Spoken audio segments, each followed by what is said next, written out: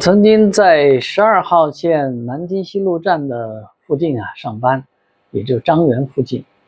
每天从办公室能望着整个张园的全景，一大片的石库门式的老房子，但是在这个张园的附近呢，就围合了3个地铁站，一个是2号线的南京西路站，一个东面的是13号线的南京西路站，最后就是我附近的这个西面的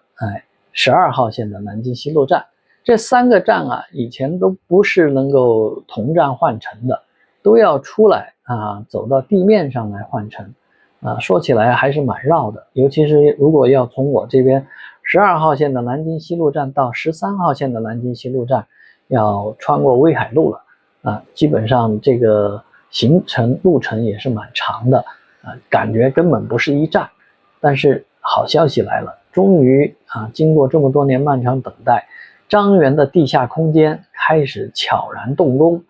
这个地下空间有这个3站换乘的这个通道，同时呢还会建一个地下车库当然这个车库能解决多少的停车问题应该是很难预估，毕竟这儿的这个停车费用不会便宜你想想，在这么一个3站围合的地方，有一个庞大的地下车库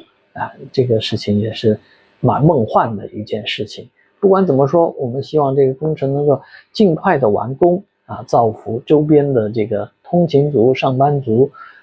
让这个12号线、2号线、13号线呢，能够在一个空间里面，在没有风雨的地方、没有酷暑的地方呢，能够实现轻松的一站换乘。